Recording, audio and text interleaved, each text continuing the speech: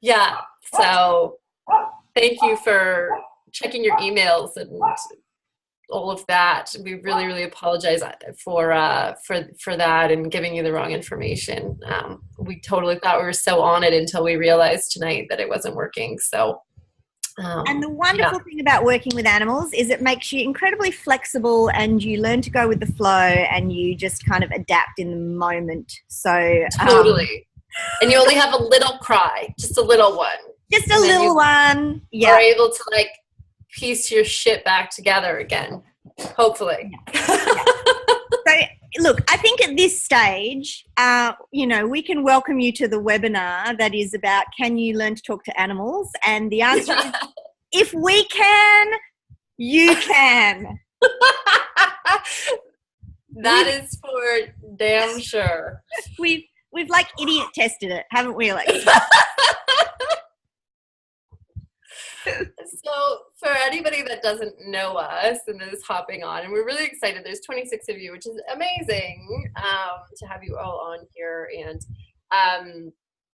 I am Alexa. I'm in the Cowichan Valley here in Canada on Vancouver Island. And yeah, this is my Aussie twinsy up here. Laura Bird in the house. Yeah. So let's, this will be repeat for a lot of, because I see so many wonderful, friendly, familiar faces online, and that's like super awesome. And this will be repeat for you, but we'd like to just tell you a little bit about ourselves and what we've been doing with our animal communication work, so that you know who we are. And then we'll get into why we think, which is obvious at this stage, that if we can do it, you can do it. Because we can barely organise a webinar. But we'll get into the nitty gritty of that. Alexa and I we've been kind of like working together for a little while now. And both of us do similar things, which is why we call each other twinsies. Like, I'm the Aussie twinsy, she's my Canadian twinsy. And we've been working with animals for some time and working together for a little while, sharing the kind of the special brand of voodoo that we do. And but what I wanted to tell you guys about was a little bit about how I got into animal communication, and then Alexa can, do the same, and we'll give you a little bit of background about how we got here and why we really believe that this is something that's a natural ability that you have. So the good news for you is, even if you haven't figured it out fully yet, that's okay. We believe this is a natural kind of ability that we have within our, within our brains, really. It's actually one of the natural functions of our brains, is to be intuitively connected to all things. And that's something we shut down a little bit as we get to be grown-ups and live in the world of webinars where shit gets confusing. So I started working professionally with animals about 18 years ago now. But even before that, I was like the kid that loved animals. I would go to my friends' houses, and if they had animals, I would hang out with the animals and play with them rather than play with my friends. I wasn't a very good friend. And, I grew up, I got on with life. I started doing a sales job, which I didn't love. And then eventually some stuff went on in my life with my health, actually, that made me decide I was going to take a bit of a different approach. So I started to learn Bowen therapy, and some of you guys on the webinar tonight know me through the Bowen therapy work I do. Bowen is like a hands-on therapy for humans and animals, but I started learning it for horses. And so this cool thing happened when I started doing my case studies. So I was meeting other people's horses and touching other people's horses. I started to know things about them that I would have no way of knowing. So it just kind of like, I say reactivated like a memory of talking to animals. And I realized that that was something I did when I was a child. I had deeper interactions with the animals that I hung out with than just playing with them, or just behavioral stuff, just training stuff. I had like whole conversations going on, and in what I later believed was my imagination, they spoke back to me. And I now realize that that was actually happening. And it was doing the healing work, doing the hands-on healing work with other people's animals that I didn't know, that encouraged me to like reevaluate what was going on. And it was a number of years later that I actually started telling people that that was what I did, because it was all a little bit weird and embarrassing. And I still sometimes, I don't know whether you get this, Alexa, do you still sometimes feel a little bit self-conscious saying, I am an animal communicator? Oh, yeah. Yeah. Yeah. All the time. Yeah, because it makes it sound like something kind of weird. And this for me is really primal and natural. It's instinctive, it's intuitive, and it's not something kind of out there and too woo-woo. Yeah, and I have a little bit of a kind of thing about that. So that's kind of how I ended up here, and we'll talk in the webinar a little bit later about the animal communication course that I've put together that Alexa and I teach. But do you want to share a little bit about you, Alexa, and what you're doing? Because some of the Down Under people might not know you. Totally. And I'm seeing like, Michelle's here and Angela's tuning in, Brienne. There's like all these people. So yeah. good to see you all. Janelle, Christy, That's a great comment as well. Michelle's just said, yeah, humans just don't get it. But yeah, I saw that. Yeah, Nice totally. Totally. Oh, I miss you too. Oh my goodness. Oh, Teresa's on here. Tarja. Yeah. So all these nice familiar faces. Okay. Well, not their faces. We couldn't figure out how to get your phone. Oh. Yeah. I'm having a moment, everybody, because I'm not coming to Australia at least this chunk of time where I would normally be there right now. I know. This would be, we'd be getting ready. Totally weird. Yeah. Yeah. So, because my little one is not well, and so I don't want to leave her for too long. We might get into that a little bit later here, actually, because it's been really like my newest journey in animal communication. Not my newest, but I'll maybe like go a little bit backwards here, Laura. Like, so, yeah. I don't have the same start as Laura, or as far as I can remember, but like I kind of can't remember my childhood, Yeah. That bad. But I do recall like having not conversations, but just I'm what's called a kinesthetic intuitive, like, so I feel things. And so we'll get into this a little later on, like how all this shit shows up for us, and like how it's different for each person. Because for a long time, even when I became, later became an equine sport therapist and did all these things, I still didn't really believe I was an animal communicator, because it would just like literally hit me. Like I was like, I just knew that this was the case, or that this animal needed this. It didn't come as pictures or words or, any of the kind of ways that I'd been told it would show up. And so, and that still is my main, sort of input, shall we say. But me and Laura met a number of years ago now, training for teaching a course.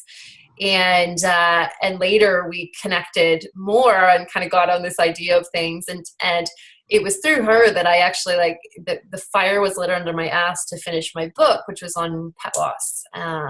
So some of you may have read it. And so I went down to Australia and I actually launched my book and taught this first ever course on my book with Laura. And I think this is really like where for me, like the rubber hit the road with the animal communication stuff, Laura, because it was just so profound to, be able to make some connections with both animals that had, were here with us now, and even ones that had passed, which sometimes seems super out there and woo-woo, which I completely understand. But it was just, I don't know if you remember how amazingly, like, mind-blowing some of the messages that were coming up. But like we were just all, I mean, we were in tears that whole weekend, but like even more so at that time. And it's been really interesting for me because, you know, my littlest is not my little Kia dog. So for any of you who know her, she has a heart condition. And so it's been a real sort of rubber hits the road moment for me in terms of truly, truly listening to what she needs and receiving those messages. And I think so often we get into this space of thinking that animal communication is like this,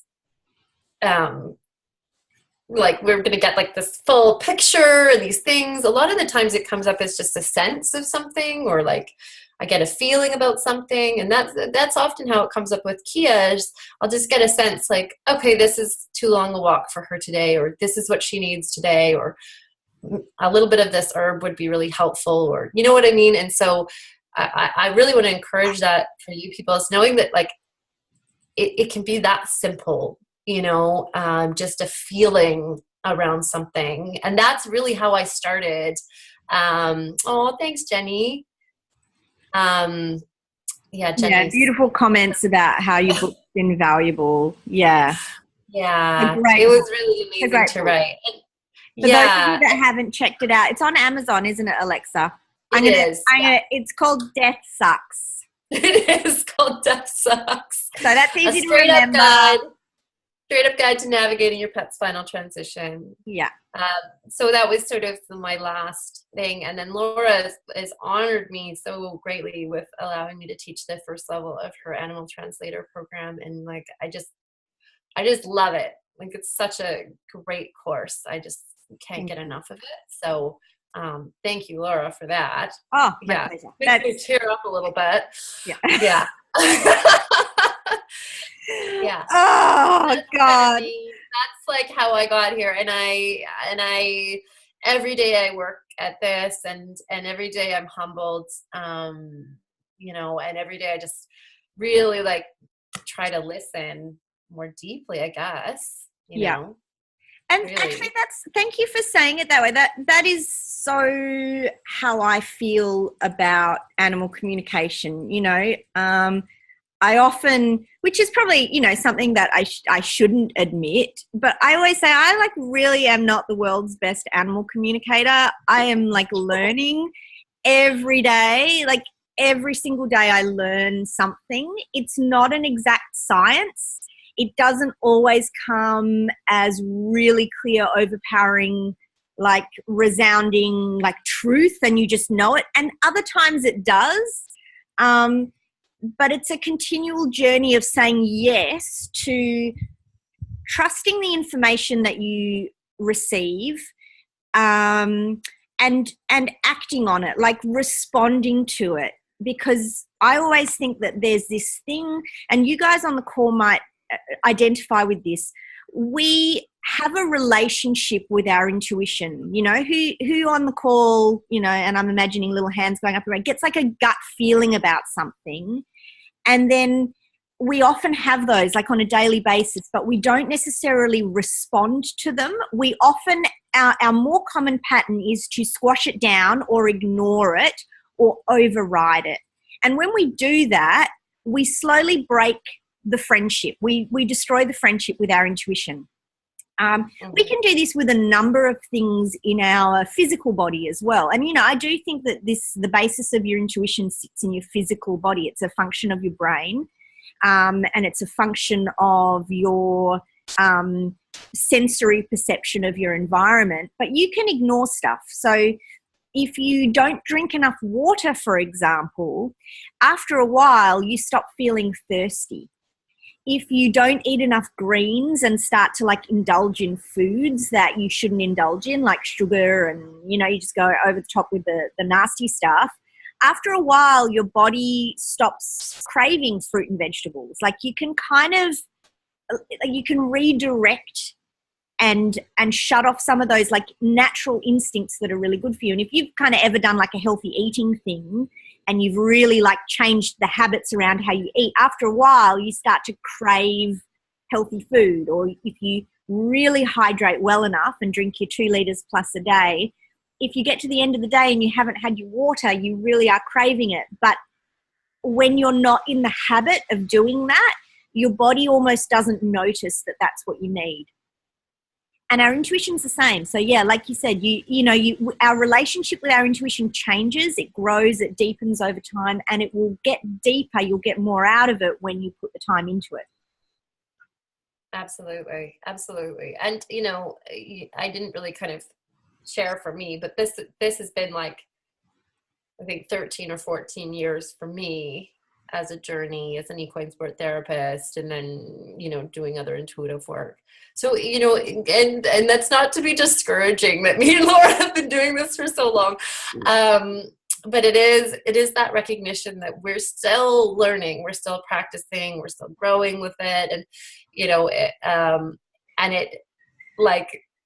there's always spaciousness for that. And I think, very often we kind of go into something being like, I should be amazing at this right now. And like, animal communication isn't really like that. It's a general rule. Like, I'm sure there's certain people that are like, I don't even want to say gifted. That's not even like a word that I want to use here, but perhaps, like Laura said, their cravings were never stopped for, connecting with those instinctual places. I know one woman, for example, whose dad like completely encouraged her connection with angels and this and that and whatever. And she went on to be like this insanely intuitive person because there was no suppression of those, things by the adults and the people in her life, right? So she was able to just fully express that throughout without ever feeling like, weird about it. And how many of us often just feel like completely, oh my God, someone's going to think I'm so weird if I say that my animal told me this, or if I, shared that I picked this up, right? And so often then we just don't even begin, or we don't honor what does come up because it just feels weird. Like, why would I get that information? And what me and Laura know is like, usually it's like the weirdest stuff that's like the primo stuff. Yeah. It's the stuff that doesn't make sense. It's the stuff that doesn't make sense. And it does require a leap of faith and a safe space to practice in. It does require that. Yeah, absolutely. Yeah. Which is why, most of us here are adults coming back to this and going, hey, wait a minute. Yeah. I feel like this is something that I'd like to be able to do. Often we kind of have to wind back, and we may even have those memories of it being a child and be like, yeah, I talked to the family dog. That was just normal back then, right? Yeah, absolutely. So like, I remember one of the things I wanted to share with you guys is just how, I actually think if you're on this call, chances are you have actually had an experience of animal communication, but you may not be like consciously aware of it. You may actually have like, we say that a lot of the information that comes at us, we tune out or we delete because we just can't focus on it, or we alter it, we make it something else, we say it something else other than what it was. We kind of are continually altering the information that we get so that it fits in with our understanding of the world.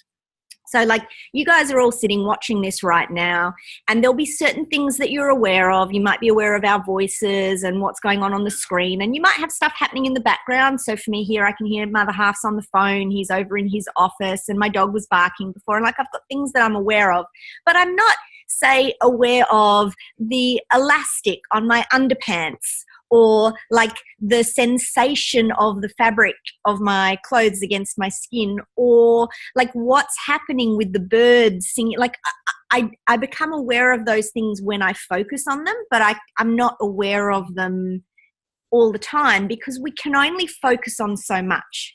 So we tend to focus on what we know and what is immediate to us. And animal communication and the kind of info that we get from the animals is generally outside of that. And especially if it's something that doesn't make sense, we often just like tune it out. So you guys may have already had an experience where you perceived something, where a little flicker of that information got through, and then you just ignore it or delete it. And because you do that, you then never really get to check out whether it was real or accurate. So I've got a little story that I'd love to share with you guys about. I went to a friend of mine who's also an animal communicator years and years ago. She ran a little group at her home. And one of the first exercises she gave us was that she passed around a photo of a dog, and she just asked us all the question, like, where did this dog come from? Where did the dog come from? And, you know, I sort of closed my eyes and tuned in and did this whole thing. And the very first thing that happened when I closed my eyes was I saw the ocean. I saw waves of the ocean, like just crashing. It was like a sensation of the ocean crashing over me. And I thought, oh, that's weird. Okay, well, maybe that's just me tuning in, getting in the vibe. And then I listened a little bit more, and I saw like a chain mesh fence and some concrete. I saw a kennel. So afterwards, when we debriefed and we went around the circle and everybody shared a little bit, I shared what I saw about the kennel.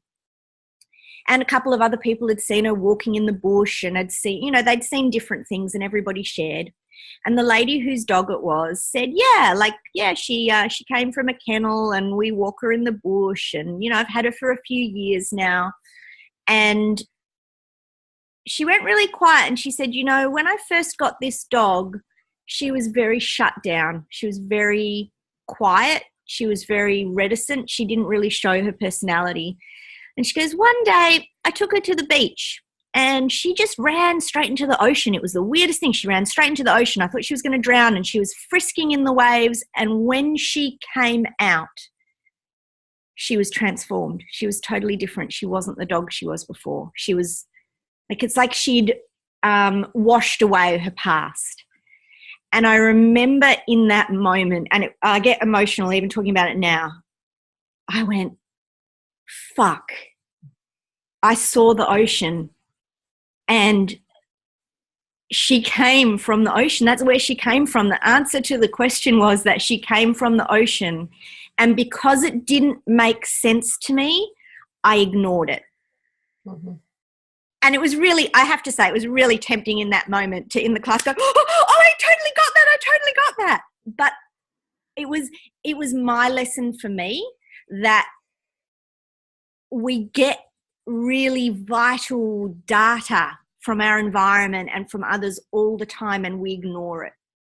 And I realized that one of the most powerful things that I could do to improve and continue to learn was to actually trust what I was getting. Like, what would have really happened if I'd said in that circle with I think I was there with like 10 other women. If I'd said, I saw the ocean, and it didn't make sense, what would have happened? I wouldn't have burst into flames. I wouldn't have been shamed for life and never been able to work as an animal communicator. I would have had amazing validation of something really powerful that dog shared with me. And we shy away from getting the validation. So one of the big things, if there's any little part of this that resonates with you, is, and yeah, we have to do it in a safe place. There's appropriate places to do that and inappropriate places to do that. But if you're with people you feel safe with, and one of the things Alexa and I try and do is really create like safe places for learning and exploring this stuff. A little bit of bravery, a little bit of trust of what you're getting, to take action on the data that you're receiving, will be massive in moving you forward. Yeah. How many leaps of faith have you had to make with like information that you've got in a healing session with an animal, Alexa, and you've been like, oh my God, I don't know if I should. Oh my God. Yeah, all the time. Especially dealing with death, right? Yeah. Especially dealing with death. Yeah, absolutely. And it's like high stakes shit. You know what I mean? Like, it's like stuff like animals being like, I'm ready. Like, that's like, you know what I mean? That's like big deal stuff.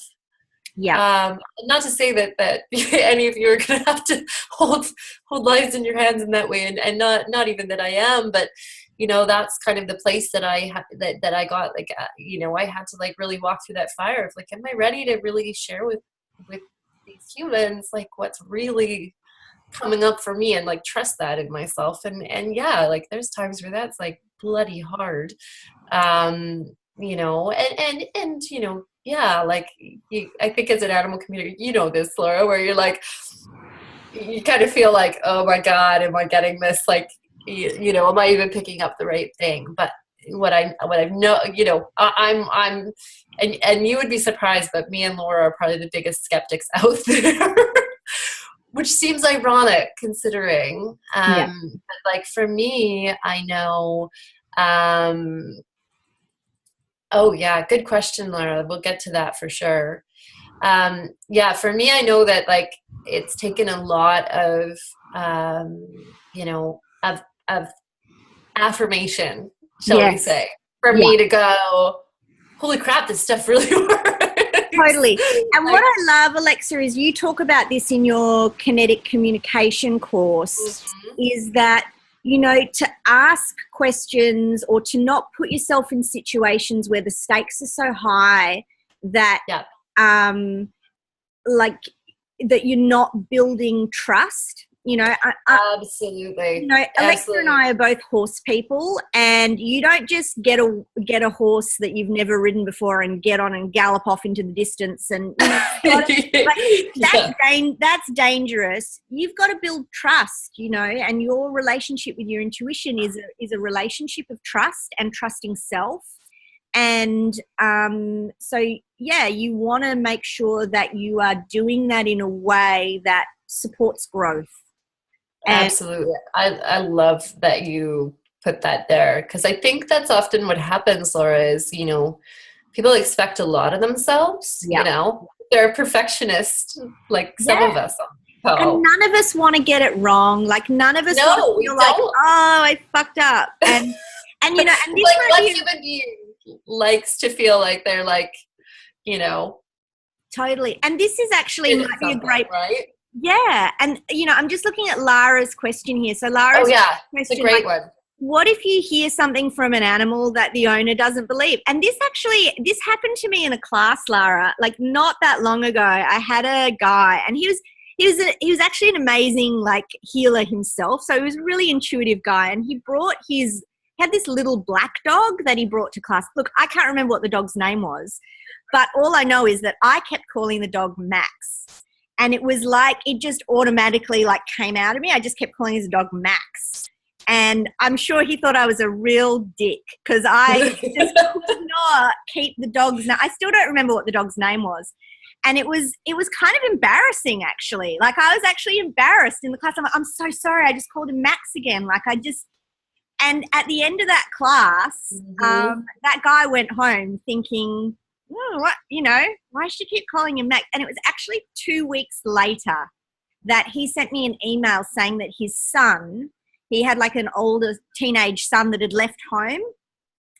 And God knows the conversation they must have had, like I went to this animal communication class and the lady kept calling the dog Max, And his son said, yeah, well, don't you remember when we picked him up from the shelter, his name was Max?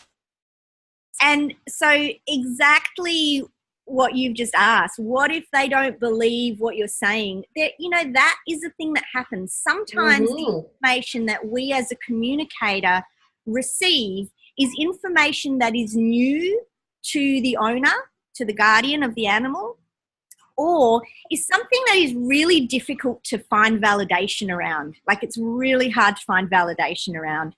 And later, something maybe that we need to, that whole trust thing, the building of the trust means that we kind of need to be okay to be like, well, that's what I got. I don't know. It doesn't make sense to me yet either, but that's what I got. Yeah. Well, and I think we need to realize too, and I love that question, Laura, because it's such a good one. Sometimes people aren't ready to hear stuff. Like often animals will be like, I need a different food, like stat, but their person's like, but they're on that food, and isn't that the best? And and you're like, like, and they're like now, yesterday, I need, it's also, I think that's probably one of the frustrations for me and Laura is like, okay, and then it's being patient with the people as well, right? Like we all, the thing about people is we're like, we're kind of set in our ways and we like doing our own thing, and that change is sometimes difficult, and so there are times when we'll share something, and I don't know, Laura, if this is the case for you, but it's like that it just doesn't land at that point, but maybe later on down the line they'll be like, oh, I like it, this really, I finally changed the food and it shifted everything, right? So yeah. And, as a professional animal communicator and the professional side of it, this webinar is really designed to kind of just hopefully encourage you guys to just kind of trust a little bit more that this is possible and that it's something you can work on. But like the professional side of it is like that whole next level of, I find often as a professional animal communicator, my job is not to tell people stuff that they already know. Like that's all very exciting for them. And they're like, oh my God, you got that right. I can validate that. But really, like a lot of the time with the work that Alexa and I do, which is animals that are in crisis, they have health issues, there's something major behavioral going on. The information that comes through is new information because it's the new information that's required to create change.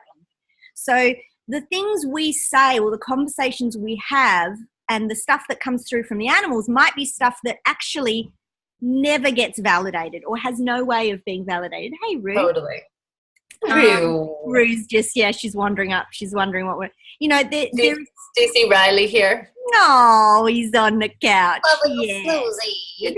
Teresa's baby. Yeah. So, we sometimes get all this information and it never gets validated except for that the animal's behavior changes, that the illness starts to resolve or is miraculously resolved. So sometimes the information you receive as a professional communicator or even just, just as an animal lover, as somebody that's in tune, will never get validated in terms of knowing for sure that what you got was right.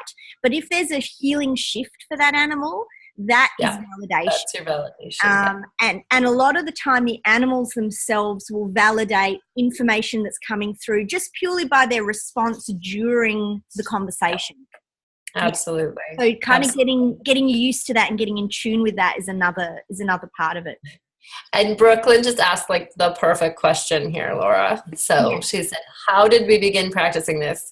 Do you ask questions of the animals? So this is, I think, where we were planning on going, Brooklyn. So thank you for leading the charge. Yeah, thank you, Brooklyn. And a little tangential at times here. Yeah, totally. Well, so, if I may say, like for me, all of this happened by accident.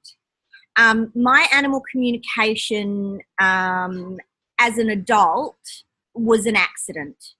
And it kind of started to happen when I was, as I mentioned earlier, when I was doing my healing work. So for me, I began to notice that there were some fundamental steps that needed to occur before even asking the question, that if I didn't honor them, I didn't often get clear answers to the question. So asking a question is super important. But would you believe in my 5-step animal communication cycle that I talk about, asking the question is like step 4. So what are the things that need to happen? And, what I really believe that animals have taught me is how to be a good communicator. And some of those things are less in what you're doing and more in who you're being. So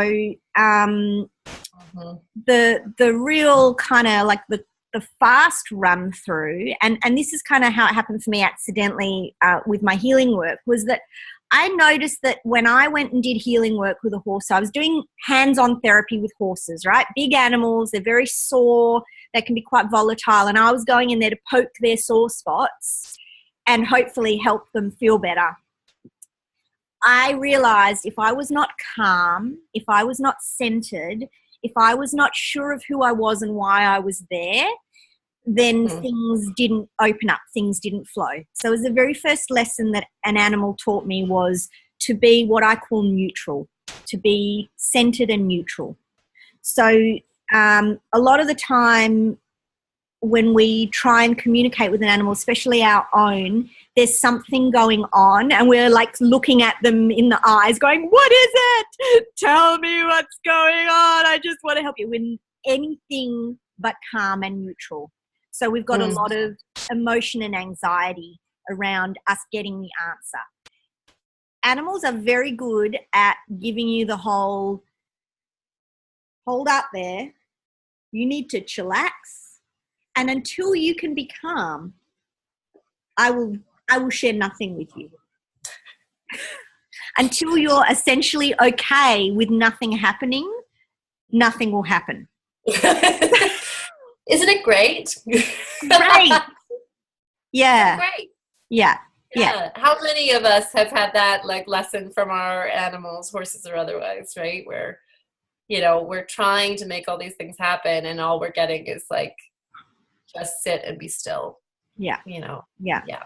I love what you say, you know, the phrase you use about them being furry gurus, because in a lot of ways what they are trying to teach us is like they are in that guru role.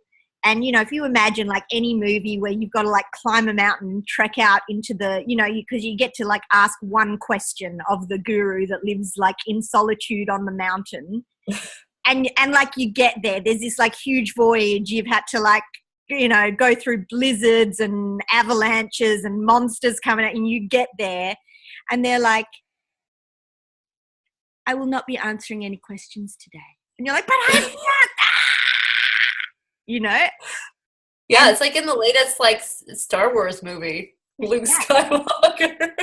It's like in every hero's journey. Right? Yeah. Exactly. But the guide and the teacher, which is the animals, will often make sure that you're in the right frame of mind, that you've surrendered, that you've let go before you're able to even ask the question. Absolutely. Absolutely. And I think like Christy, you have a wonderful question here, because Christy asked, what do you do if you can only communicate with other people's animals and not your own? Happens all the time. That's how we talk to each other. This is why Laura and I tend to work on each other's animals. So when we're close to our animals, the reality is we will be biased, we will be emotional, and we will be biased as a general rule. But this being said, and I think this is what Kia's lesson has been for me in this last chunk of time, is that it is not impossible. It is not impossible to communicate with your own animals. But this concept that Laura is talking about the first thing that we do with our animals, neutrality, being fully neutral and in that space of like, I'm just holding space and I'm completely open to what comes up here. And Laura often we talk about this idea of a spectrum, and like there's, you know, these two ends of the spectrum, and one end is me and one end is my animal. And very often when we start this work, we're quite close to us. Yeah. So a lot of the information we're getting is about our us. Own stuff in the presence of that animal. Yeah. Absolutely. And with our own animal, it's more there. Whereas with other animals, because we're less emotionally involved, it's easier to get closer to them and get much more accurate information about them. Yeah. But yeah, when we're working on our own animals, it takes some practice, because we're right in there. Like we're like in close, you know, trying to step back and get that big picture of what's actually happening, and releasing some of that emotional bias and things that are just kind of blocking the way for us to actually get the information that is coming forward. Yeah. And if that's happening for you, just knowing that that's not you fucking it up, that's actually, it's kind of a natural part of the process. Animal communication and learning to talk to animals is actually a very self-healing process. It often does require us to work through our emotional stuff, because just the way that energy works is, you know, we're intertwined with everything, but if we've got our own energy going on, that will come up first. That's most important. You know, we've all heard the saying, healer, heal thyself. You know, we've all had experiences where sometimes it's easier to talk to a stranger or someone that we feel is not judging us or not in any way emotionally invested in what we choose to do with the advice they're giving us. That's a really like natural fundamental law of communication. And if your stuff is coming up, rather than going, oh my God, I keep messing it up, that's actually great. That's the animal's gift to you.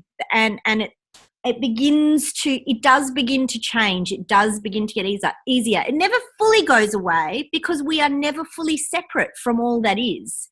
We're never fully separate from our animals. We're having an experience. We're having a shared experience with them.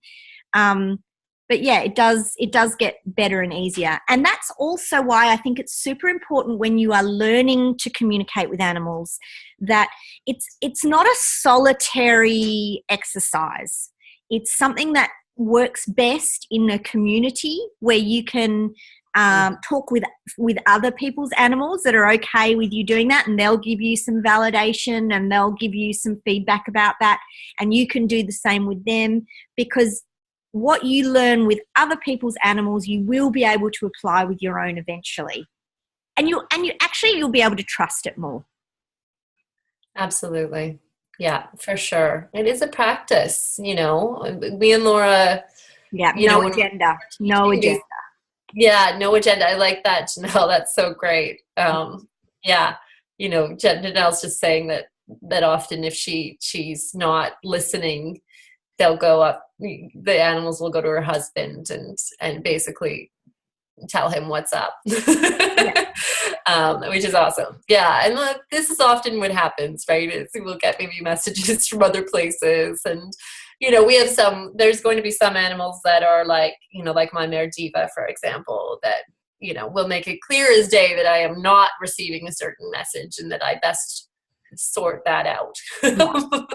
You know, so I'm sure some of us have those types of animals too that will be, you know, a little more adamant about it as well. And you know, in those cases, it is really important to, you know, this is a skill that in order to really develop that relationship, like I know with Diva, in order to be with her in the way where she could be happy and feel really seen and heard, I had to learn this skill. Like it was kind of forced upon me in that way. Not that that was a bad thing, but I truly wanted to have a deepening relationship with her, and this is how she does things. You know, she wants me to be able to listen and hear and be in tune with these, you know, like Laura said, the feel of your clothing on your skin, those types of subtleties were really, really important for her. They're like high on her list of needs, right? And you'll meet other animals that are like, I don't really feel like talking to you, you know, and it's just not as high a priority. But, you know, I'm thinking with most of you jumping on this call, you're probably realizing that your animals are kind of in that first category, like Diva, where they're like, we'd really like to have this conversation and be seen and listened to a little more deeply, and you know, really like have someone notice our nuances, right? Yeah. And Lara's just put another great question on here, which is about like the difference really between, you know, a lot of us have skill sets around yeses and nos, you know, so we can ask closed questions. We can ask a question where the answer is yes or no.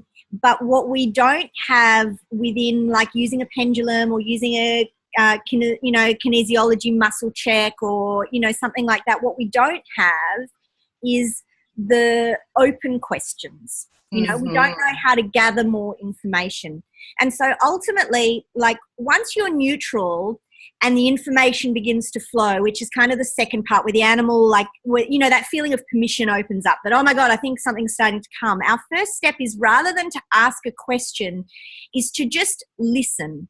And you're going to, you know, sometimes people will hear sentences. We all have stronger real senses and stronger subtle senses, where everyone's unique in that. So some people are highly visual, they're visual learners, they will look at things first, whereas other people will go for a feeling first. Some people are highly auditory, like my partner Matt, because he's a musician, is like super auditory, like sounds, and that is really big for him, whereas it's less so for me. So the information will come in on these various like channels, if you can think of it that way. It's like you're dialing into different things. And even if you have a strength in one of those, you can still check in to the others to see if there's information coming there. So I always actually say listening comes before questioning. You know, even when we come into an animal communication session with a question, we kind of have an agenda, and we can get to those questions, but sometimes just having that question strongly at the forefront of what you want to do with that animal that day gets in the way of asking the question that they really want you to ask. And if you listen first and kind of just get a feel of where things are at, questions will arise organically from that. And you can use, Lara, you can actually use your yes and no's to get clarity on the other information. But really, primarily, you're going to be tuning into what do you see, what do you feel, and sometimes the feeling can be like emotional or like physical sensation. What are you hearing? What are you smelling? What are you tasting? Like, what are the sensations that pop up for you? And then what questions arise from that? But there's even one more really crucial piece of information that I want to share with you about the listening. And that is that I believe there are three main consciousnesses that we connect with when we talk to an animal. So because we start to go into the realm of intuitive, like gathering of intuitive information, sometimes we'll receive information that's directly from that animal's, like what I call the personality. So that animal might be like, I really don't like my food, and there's a dog next door and it keeps barking and pissing on the fence, and I don't like, you know, like there might be all this information about that animal's experience of their life and their world that they want to share with you. But there may also be information that's happening in their physical body that they're not necessarily like conscious of. Like, who here on the call knows what happens inside their tummy when they eat a banana and they digest it? Like, you don't always know that stuff, but your body... Have you been getting your nerd on and studying anatomy again? You're doing your physiology. Yeah. So if you want to know how you digest a banana, Alexa can tell you. But, you know, everybody knows that stuff consciously. Like, sometimes the information is coming from the physical body, and the body kind of runs itself. It knows its own stuff. Is there interaction between our personality and our body? Yes. If we get stressed about the dog that's pissing on the fence, is it going to be harder to digest our food? Quite possibly. But there's two different energies that we want to listen to. And then there's also that animal as a messenger from their species. So dogs have a very different energetic signature to cats, have a very different energetic signature to horses, have a very different energetic signature to birds. And sometimes the animal is kind of coming to us as a messenger or bringing information that comes from the frequency of their species. So the questions that we would ask and the listening is different, and sometimes we get information and it doesn't make sense until we put it into context of where did it come from. Did it come from the body? Did it come from the personality? Like, did it come from Fido, the poodle, and his experiences of this life? Or did it come from the energy of dog? Is he, in this instant, is he an expression of the energy of dog, which might hold a different, it might hold a different meaning. The information may not make sense until you know where it comes from. So I hope I've explained that. Have I explained that okay, Alexa? Yeah. Well, I just want to kind of hash out that third category, because it can feel a little like, what? But often it'll come up as like symbolism. Yes. Right. So you'll get like some sort of like I'm seeing this like symbol for this that means this. And this is something that often happens for me. Well, like I'll get like some weird visual of something and I'm like, okay, like what's that around? And oftentimes it's like that for whatever reason, I'm picking up like a bigger shift that wants to occur within that animal. Does that kind of like hit that in the head a little bit, Laura? Like, is Yeah. there sort of like a symbolism of how this evolution wants to happen for this animal and how, because, a lot of the time when we're working with animal communication, we're looking at like a block in the stomach, for example, or something that's going, oh my God, this dog keeps pissing on the fence and it's driving me crazy. It's a mental block. Sometimes, an animal is just like, I love my person so much, like, and you'll get that. But oftentimes there's this other information that we're receiving that then we can go, oh, like I can help with that, or I can, and often, does that Totally. And what I'll add to that is that, in the hierarchy of ideas, if we go from like detailed, like specific data and go all the way up to big picture stuff. Hey, my beautiful man. I've got a visitor. Hi. Oh. Yeah. So in the hierarchy of ideas, the body often contains really detailed, specific data. And then our personality, who we are in this lifetime, is partially an interaction between the physical body and the higher soul, like big picture, like symbolic stuff. Our soul kind of, or our personality sits in the middle there. Like I am an energetic being that in this body, in this lifetime is Laura. But there is, so Fido might be a poodle and his body knows stuff about the stuff that bodies know about, and his personality from like a bigger picture soul level is being Fido in this lifetime. My beautiful boy. And then there's like the big, so it's like, are we zoomed right in on the detail? Are we somewhere in the middle, or is it big picture stuff? And that can make a massive difference to how we interpret or translate. And there's a reason I call the course the Animal Translator Program, because there is translation involved in all of that.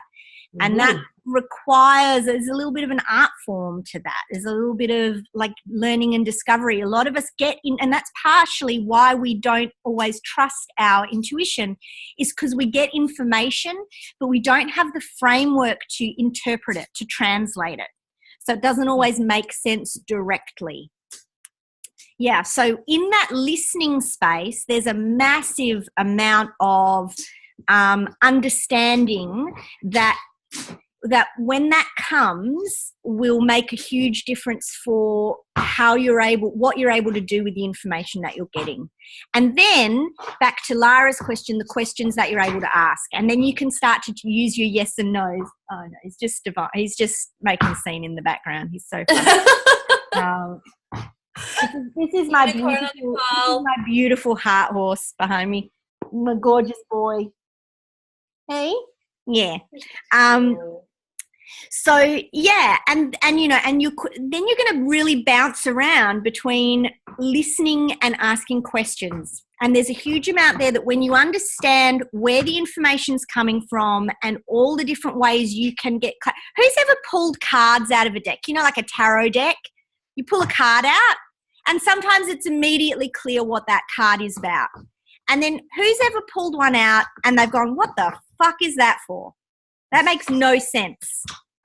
You do realize you can ask for clarity and pull another card. And when you've got this card and this card, all of a sudden you have context and it makes sense.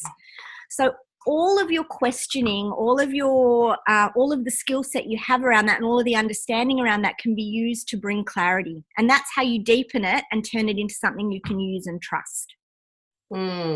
Beautiful. Yeah. And I know that you're probably out there thinking, how on earth do I get to that point? And I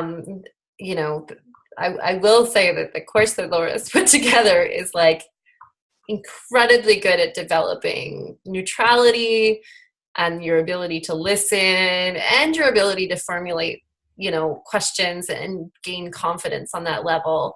And one step that Laura, we didn't totally touch on is permissions.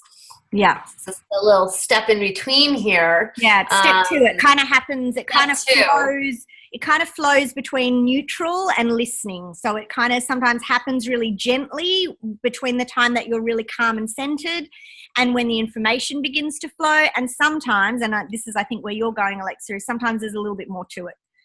Absolutely. And it's also something that we share about. It might be a little bit of too much of a can of worms to open today, but I know for myself, I think Diva was a great example of this, Laura. Do you remember? Yes. When Laura first came to teach the level 1 course at my place here in the couch, and my mare, Laura said, well, let's go out in the field and talk to the horses, essentially. Like, let's go out and listen and build some rapport. So we all went out into the field, and there was 3 horses.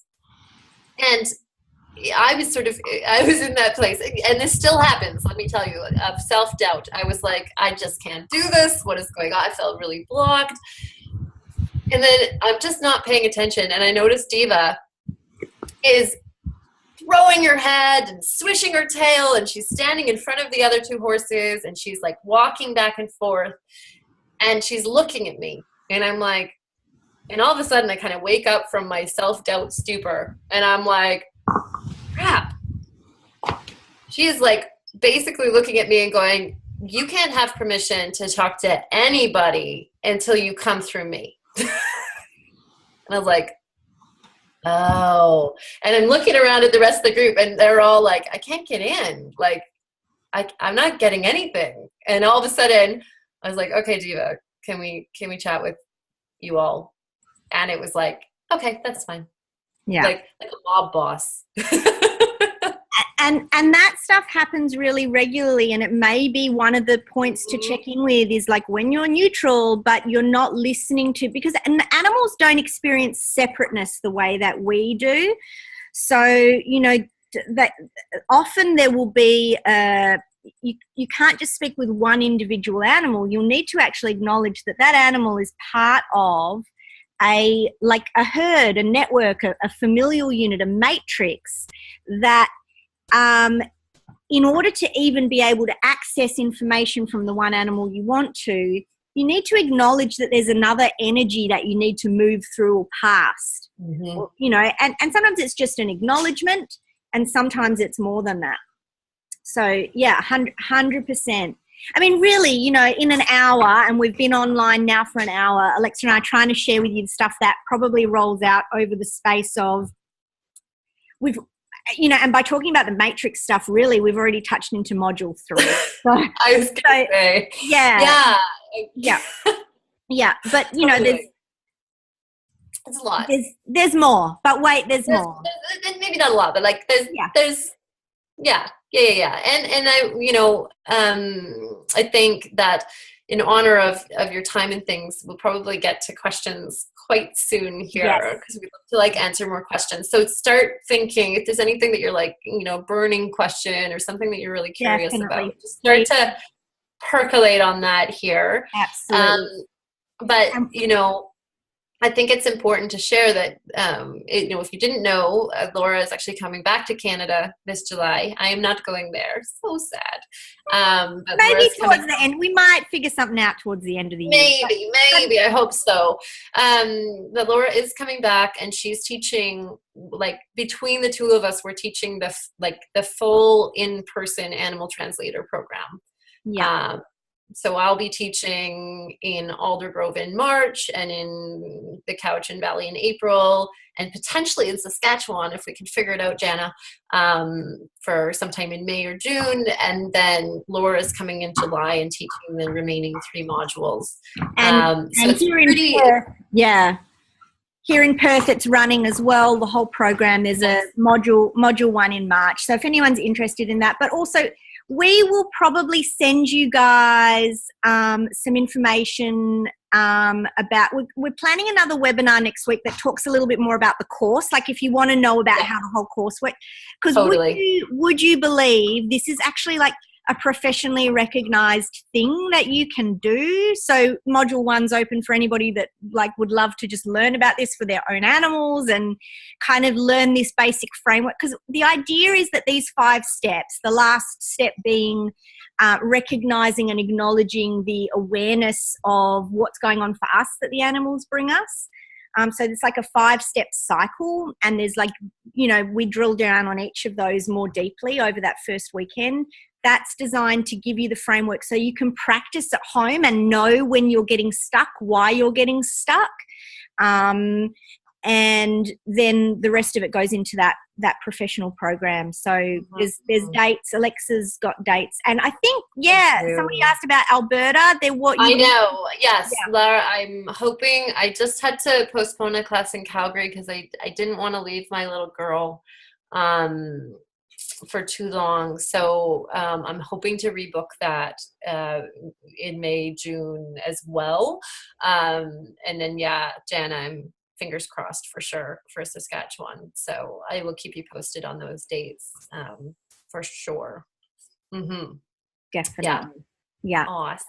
Yeah. So, as we're waiting for any other questions to come through, I guess like in closing, what I would love to, to say to you is please know, like I've been doing this for long enough now. I've been teaching animal communication also for probably 6 or 7 years as an animal communication course. What do you think, Felix? Do you think that? Yeah, don't knock the computer off, please. Yeah. He's just like right here. Oh my gosh. Yeah, he's on the other side of my computer. So, like I've been doing this long enough to know that you can do this. It's just a little discouraging sometimes. That's his muzzle. It's a little discouraging sometimes when you don't have someone. Like I wish I had someone to tell me the stuff that it took me a long time to get a good enough animal communicator to, because really all of this is stuff the animals have taught me. You can get there faster because, knowing these steps, it does make it easier. Yeah, like it really does make it easier. But I've seen enough people that have really doubted that they can do this have that little breakthrough, and that's all it takes. And it does take practice, going back to like we're still learning, we're still getting better. There's not a day that goes by where I don't learn something about this from the animals. But it's a really rich and amazing way to live and learn from your animals. So I hope it's encouraged you to just have a crack. Absolutely.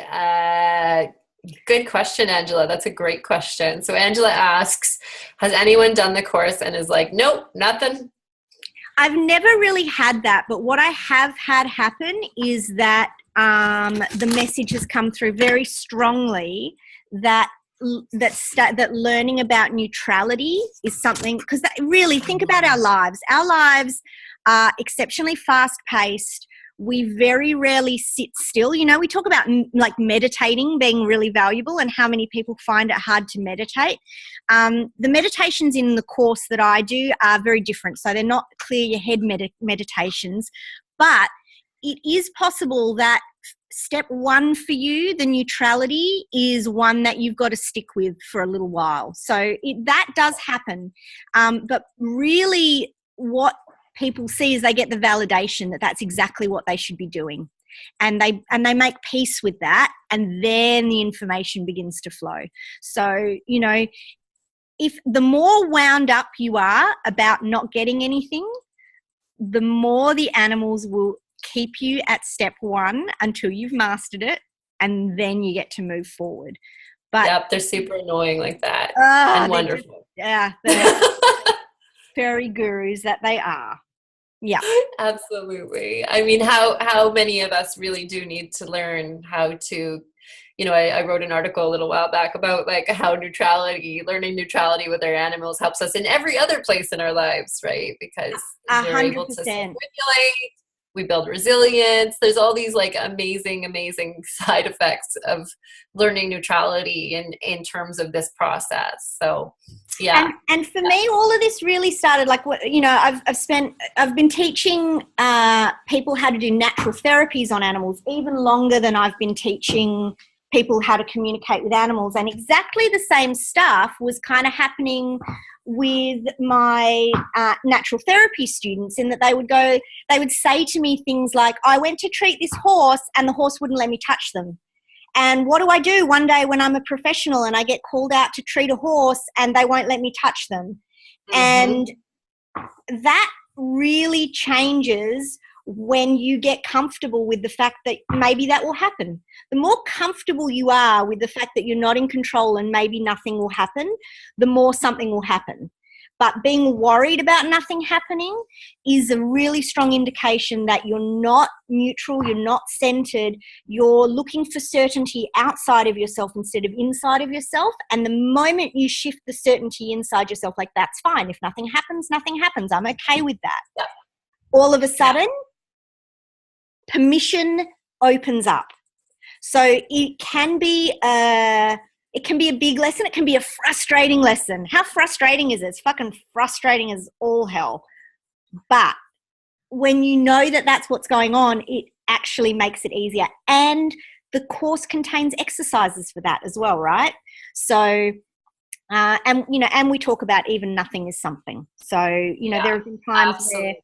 there have been times where I've been blocked or things haven't been moving forward, and it's become clear that that's for a very specific reason. And neutrality then allows you to see where permission is opening up. It might not be like, if I want to talk to Felix, it might not be with him, but if I am neutral, all of a sudden I can see where and what I need to do first, and then things begin to move. So all of that is in the course. Mm-hmm. Yeah, absolutely. We've gone over time, Alexa. Oh, that never happens, everybody. Never, ever happens with us. Yeah. Right. Yeah. That happens every time, basically. Yeah. And you can kind of see why. So Michelle, I love that you're sharing this, Michelle, is like that sense of, like that sense of like, okay, you need to go and sort yourself out. Like that was what you were feeling coming up in it around the neutrality piece. And like it's very humbling, this work. I can say that for damn certain. It is, and it is extremely, extremely humbling for us, because as human beings, we often have expectations. We often have agendas. We're often perfectionists. I don't know anything about that. And so we like to feel like we're going to get it right. We're going to, do it properly. So oftentimes like we're having to work through our own emotion around that, our own frustration and, irritation of like, why can't I get this?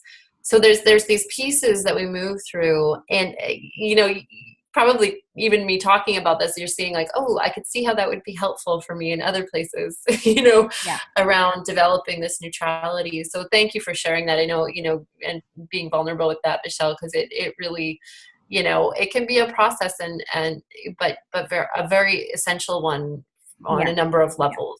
Yeah. Nothing is guaranteed. Nothing is guaranteed. You never know what's going to happen. You never know what's going to come up. And animals have really taught me that the most attractive quality in the universe is certainty, and that certainty comes from inside you. So the more comfortable you are with the unknown, the more okay you are with stuff not going according to plan, the more comfortable animals will feel to open up with you. The laws of communication are the same. When someone makes us feel at ease, when someone is really peaceful with themselves, the more comfortable and open we're able to be with them. And that's like the massive gift from animals around this stuff. So good. Yeah. Teresa just asked if I'm going to be teaching the other modules. I do not know. Yeah. Probably. I don't know. We'll see. We'll see. Yeah, I hope so.